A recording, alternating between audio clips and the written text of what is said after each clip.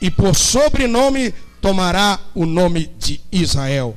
Assim diz o Senhor, Rei de Israel, Redentor, o Senhor dos Exércitos: eu sou o primeiro, eu sou o último, e além de mim não há Deus. Pode se assentar, querido. Se assenta, mas se assenta glorificando nessa noite. É por certo que todos conhecem e sabem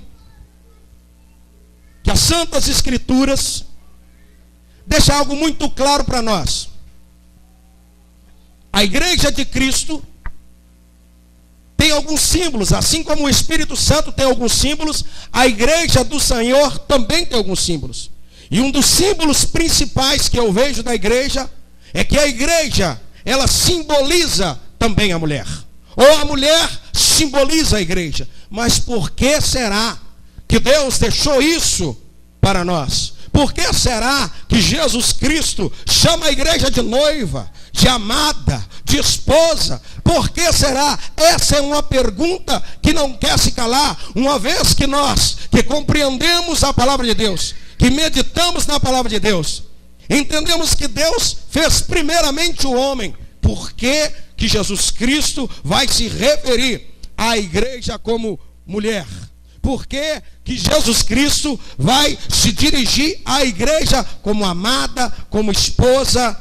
É interessante. Você que lê a palavra de Deus, medita na palavra de Deus, você já deve ter observado essas coisas. E Jesus compara a igreja como uma noiva, ou com uma mulher. A mulher simboliza a igreja. E nós estamos aqui num congresso de mulheres, ou um congresso para mulheres. Amém? Porque os homens estão aí. Mas vamos entender alguma coisa. Dentro do contexto criação, tudo que é criado, existe a possibilidade de ser aprimorado, melhorado, aperfeiçoado. Por exemplo, quem não se lembra quando lançaram no Brasil o primeiro celular? Quem se lembra disso? Quem se lembra do primeiro celular?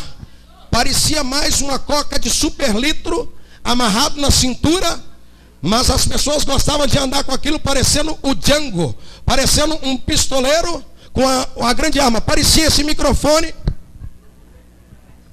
pendurado aqui. Mas os criadores, os inventores desse aparelho começaram a trabalhar e foram melhorando. E o seu tamanho foi diminuindo. E hoje nós temos celulares pequenos com eficácia muito melhor do que aquele trambolho que foi o primeiro a ser lançado no nosso país. E por que não falar das nossas televisões? Quem se lembra, talvez seja da época da pastora Rosângela, do primeiro aparelho televisor? No meu bairro, quando o meu pai comprou a primeira, existia uma coisa muito interessante. Meu pai colocava a televisão para esquentar 6 horas para nós podermos assistir os Trapalhões e ao Fantástico. E era normal ter que colocar uma coberta atrás para esquentar a válvula. E quando a válvula começava a esquentar, começava a subir uma risca. Era um sinal que estava chegando alguma coisa ali. E os meninos ficavam tudo ali. Mas hoje em dia, com a tecnologia, com o avanço da ciência, hoje nós temos televisão de LED, televisão de plasma, televisão de 50, e não tem mais nada disso. Ligou, na hora a coisa aparece, colorida. Antigamente o Tarcísio Meira era de 3 cores, né? O Tarcísio Meira da minha época, ele tinha 3 cores, querida. Ele era rosa, azul, e o pé dele era preto. Parecia mais um monstro. Alguém está rindo aí porque se lembrou, né? Tony Ramos, então, era uma maravilha. Eva Vilma nem se fala. E tantas outras. Uma coisa que é interessante é que algo que é criado, ele pode ser aperfeiçoado. E quando a pastora Alessandra decidiu me honrar estando aqui dirigindo para a mulher, porque eu não sei por que pastor não pode pregar para mulher. Se 90% da igreja é mulher, se tem alguém que deve conhecer de mulher, é o pastor. Porque ele lida com isso o dia inteiro. Primeiro ele lida com a sua esposa, depois tem que lidar com a igreja. E eu Eu, em especial, lido com duas. A minha esposa e a minha filha, eu tenho que conhecer. Lá em casa a porção é dobrada. E eu me senti muito honrado quando ela nos convidou para estar trazendo essa palavra. Agora preste atenção nisso que nós estamos falando aqui. Dentro do contexto de criação, tudo que é criado existe a possibilidade de ser aprimorado, melhorado, aperfeiçoado. Na obra de Deus, na criação de Deus, não fugiu a essência. Eu fiquei muito impressionado quando a irmã Graça abriu a sua boca ali. Eu falei, ai Deus, o Senhor revelou para ela o que eu vou pregar, ué. Porque eu vou dizer algo que vai contrariar os homens. Porque Deus cria o homem, mas Ele aperfeiçoa o homem na mulher. O homem é a coroa da criação de Deus, mas a mulher é a coroa do homem. Se nós meditarmos nas Sagradas Escrituras, em Gênesis no capítulo 2, versículo 22, a Bíblia vai nos dizer que da costela que o Senhor Deus lhe tomara, formou a mulher e trouxe ao homem. A Bíblia vai dizer que Deus cria primeiramente o homem. E a Bíblia vai dizer algo tremendo. Deus começa a observar a vida do homem. E a Bíblia vai dizer, e vendo Deus que não se achava alguém compatível ao homem, Deus então resolve criar. E nesta noite, imbuído da autoridade de Deus e do Espírito Santo, eu quero falar para você que ainda não está com seu companheiro ou com a sua companheira. Deus se importa com você. Deus está te observando bem de perto. Adão estava só, e Deus o observava e viu que não tinha para ele alguém compatível. Sabe por que você ainda está solteiro ou solteira? É porque não tem ninguém que vai preencher, que vai te dar alegria. Mas essa noite eu estou te dizendo, não se entristeça, porque Deus está observando você e Ele vai preparar algo muito melhor para você.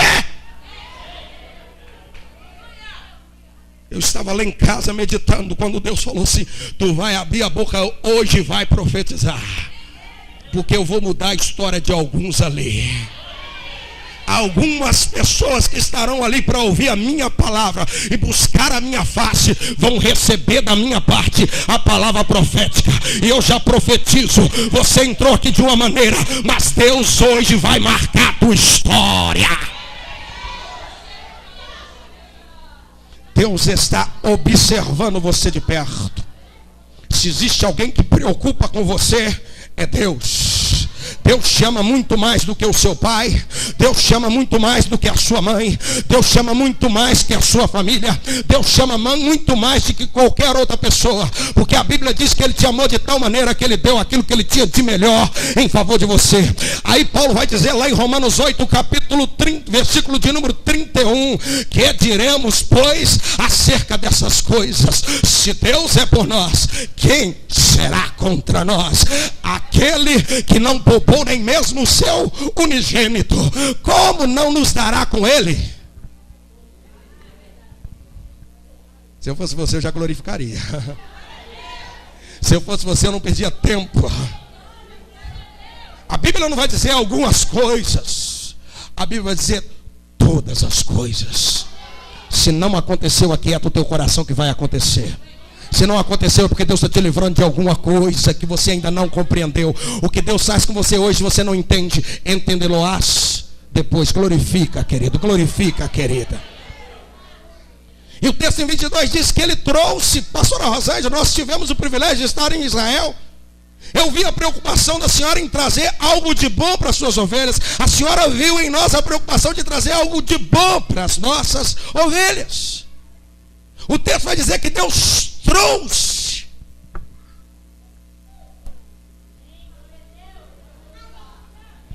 Quando alguém fala que vai trazer algo para você, Luciane, como é que fica a sua expectativa? E você, querido, querida, quando alguém fala que vai trazer algo para você, como é que você fica? Como é que fica a expectativa do seu coração? Aí Jesus vai dizer assim: pedir, dá-se-vos-á. Qual o pai que o filho lhe pedindo pão, ele vai lhe dar pedra? Se vós que sois mau, sabeis dar boas coisas, quanto mais o vosso Pai que está no céu.